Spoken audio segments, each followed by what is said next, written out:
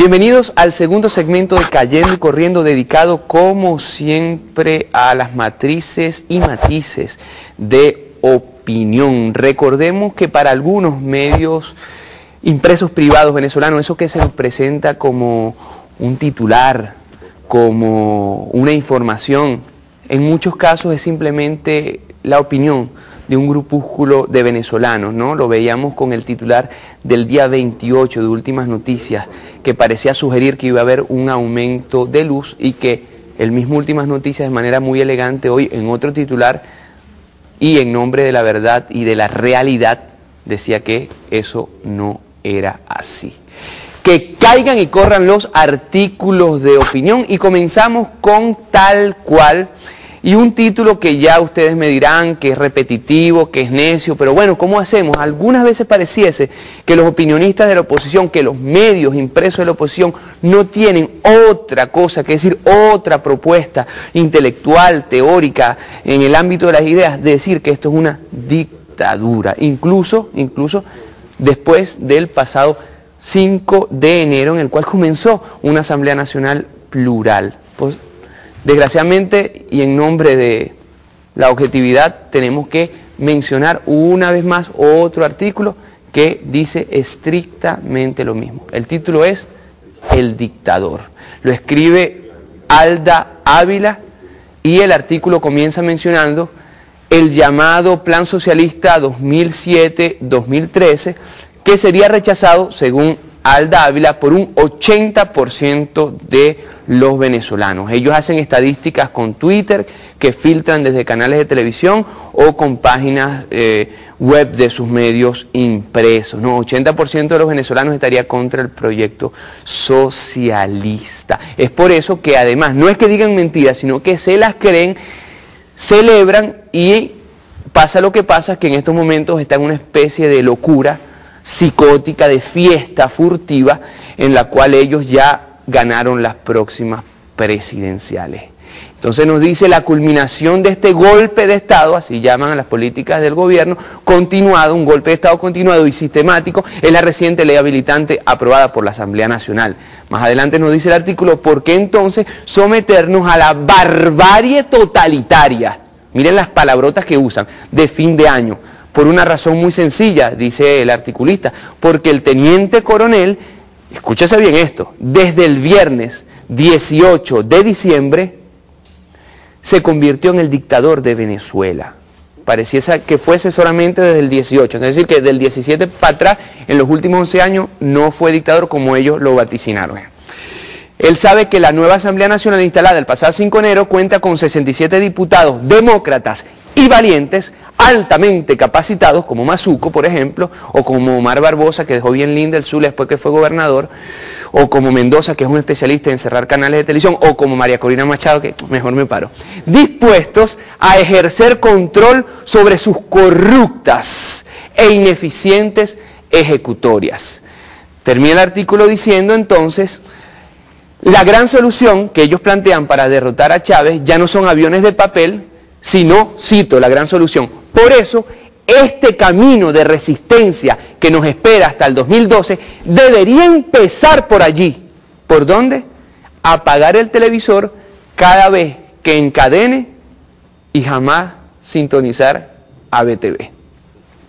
Bueno, esa receta es muy buena para tumbar a Chávez. Van bien, van muy bien. Pasemos al siguiente artículo de opinión del día de hoy, un artículo por lo demás crítico, autocrítico, irónico, y yo tildaría de inteligente.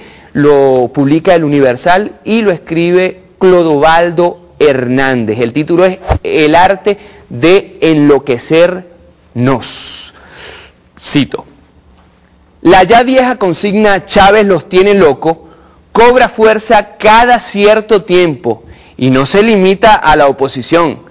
El comandante ha puesto a buscar citas tempranas con psiquiatras y psicoanalistas, tanto a sus adversarios como a sus seguidores, al anunciar el veto a la ley de educación universitaria y la decisión de no aumentar la tasa del impuesto al valor agregado. Continúa más adelante Clodovaldo Hernández diciendo, a los opositores los descolgó y los descocó completamente. pues su agenda de agitación para 2011 giraba alrededor del tema universitario. A los partidarios le quitó la escalera y los dejó colgando de la brocha, pues muchos habían roto lanzas a favor de la ley, ahora fallida, y habían prometido hacerla cumplir a toda costa. Luego de quedar turulatos por unos minutos, los opositores tuvieron uno de sus ya típicos arranques de histeria colectiva tuitera.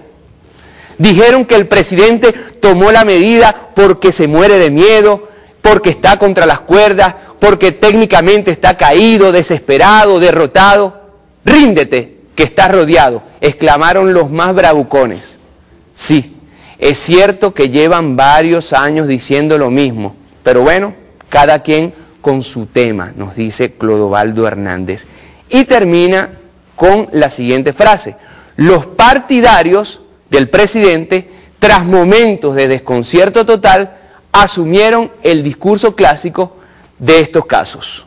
2 puntos, nuestro comandante solo se equivocó una vez y fue cuando erróneamente pensó que estaba equivocado, expresaron los más loquitos.